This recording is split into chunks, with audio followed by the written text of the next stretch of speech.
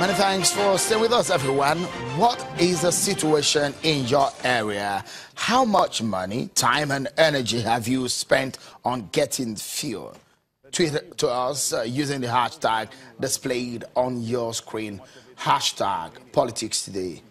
Well, the president said new shipments and supplies are expected in the coming days, so things will be back to normal.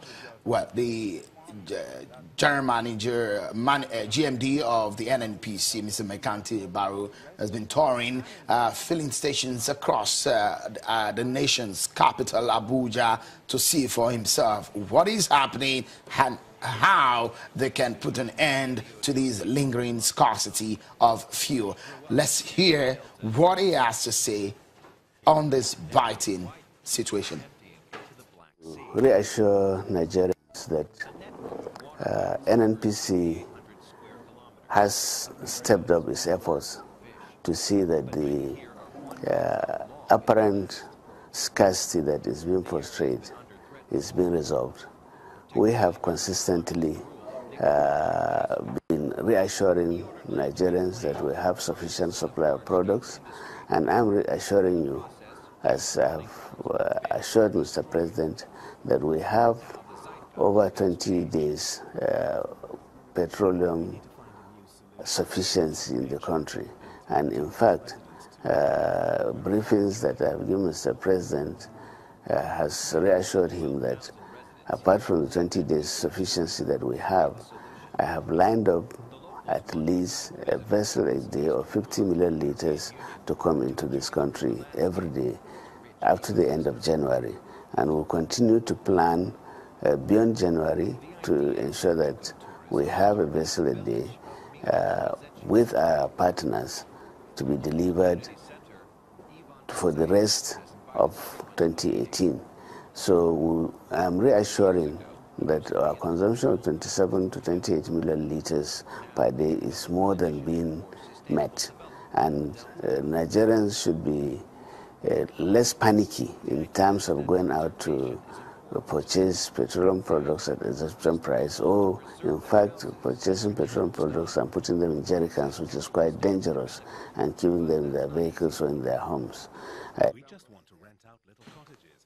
That's the boss there at the Nigerian Petroleum Company that is in charge, NNPC we call it here in Nigeria, in charge of our petroleum, both upstream, downstream, and all whatever you want to call it now if you are in that sector. But then for the average man on the street, the layman, they don't want to know what these technicalities are all about. What they want to find is how they can power their generator in the absence of electricity that we often don't have. And the situation is how they can move from point A to point B easily without the hike in the price of transportation. But all of these are come together in one simple season, this Yule time.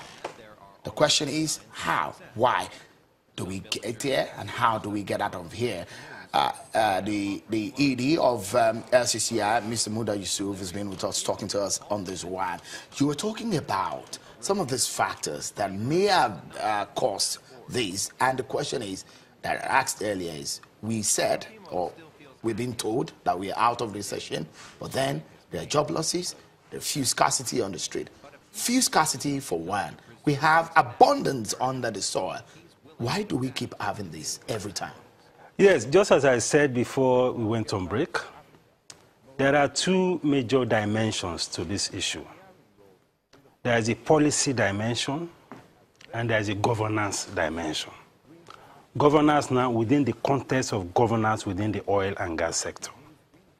The policy dimension has to do with the fact that we have practically a state monopoly in the downstream oil and gas, which is the NNPC. And our experience with state monopolies has not been very pleasant. We have had experience with Nitel, which was a state monopoly. We know what it was. We had experience with fertilizer at a time. We know the kind of crisis we went through. We had some crisis with essential commodities. We know what the problem is.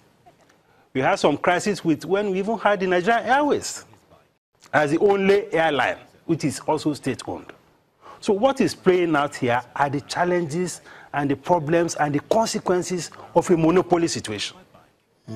Now we have a sector where only the NNPC currently is supplying PMS to the economy.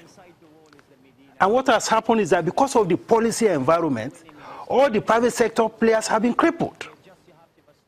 As we speak, the private sector players in that sector are being owed between 700 to 800 billion naira.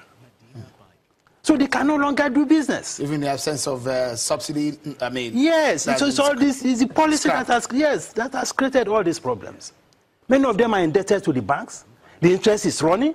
They can't do anything. Some of them even say they may not be able to sell at 145 per liter. They may not be able to sell if they have to go and import. And in any case, where are you going to get the fund to import?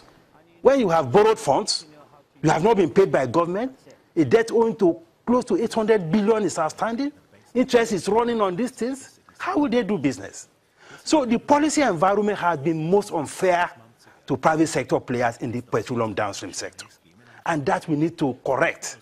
And the way to do that is to immediately liberalize that sector. We need to create a private sector window because the NNPC cannot sustain this structure. If it's not sustain it, it's going to be at huge cost to the economy, to our treasury, and all of that. So we need to deal with that. Then there is the governance issue. Now, in your interview with the media chief to the president, you alluded to the fact that the president is the Minister of Petroleum. I think it is better to have a substantive minister for the Ministry of Petroleum.